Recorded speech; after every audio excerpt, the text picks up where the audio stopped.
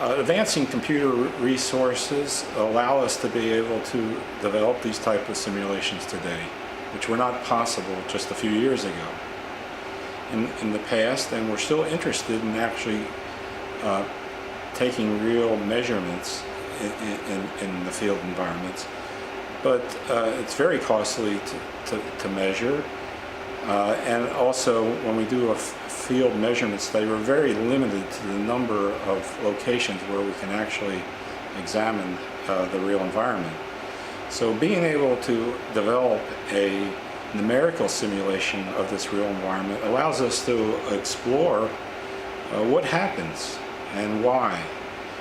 Air pollution that may be emitted from an accident, or just a routine air pollution from buildings, how it would disperse and interact with the multi-building environments. One building can pollute another, and vice versa. Winds in an urban environment, I think we all have some experiences in walking down streets in an urban environment, and we'll experience the winds interface partway down the block, and we can either later in the block, or we make a turn and the winds will be in the opposite direction. This is all due to the interaction of the oncoming winds with the buildings and being guided and influenced. And it's not possible to understand how air particles or pollutants would actually move in this environment without doing this type of numerical simulation. Having these kinds of simulations not only to support understanding pollutants from accidents, but also urban planners could use this to better design the placement and the size and the scale of buildings to minimize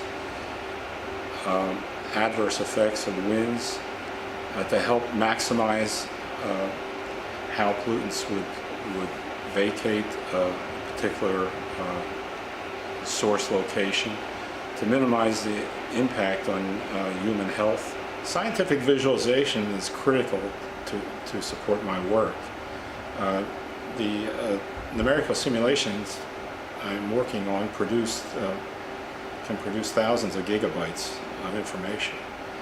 And this is, while very useful information, very valuable information, it's not useful unless it can be visualized to develop understanding. Richard Hamming many years ago understood that the goal of computing is not numbers, it's insight.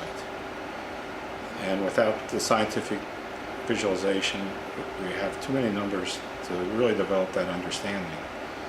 Scientific visualization has a role in all aspects of my work. First, I need to be able to visualize, perceive the environment I want to simulate. Then I do the simulations that produce lots of numbers that then aren't a useful product until I develop the scientific visualization.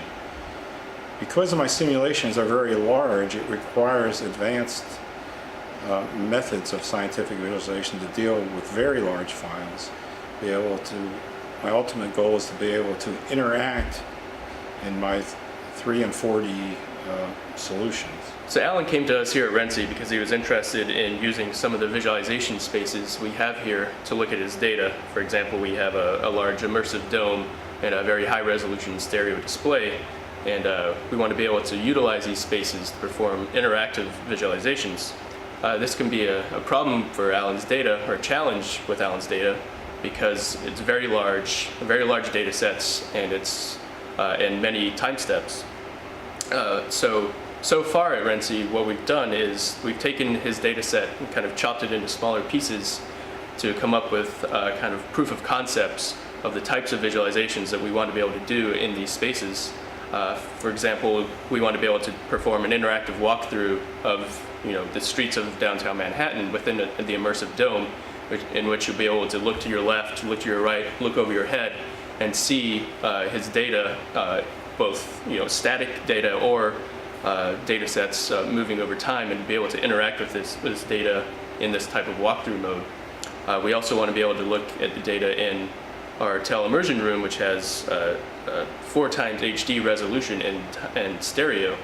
And to be able to render to these different spaces is even more expensive than just on a typical PC, because we need to render the scene 4 times for the dome or 8 times for teleimmersion. So in the future, we really want to be able to hook into some of the large computing resources at RENCI to be able to perform these renderings of these massive data sets interactively. This example visualization shows a sample of the solution of the wind pattern that was simulated. We're using this to examine the solution to see if it's realistic and to understand the complexities of wind patterns in urban environments. Blue being lower velocity and red being higher velocity, particularly streaming above the street canyon.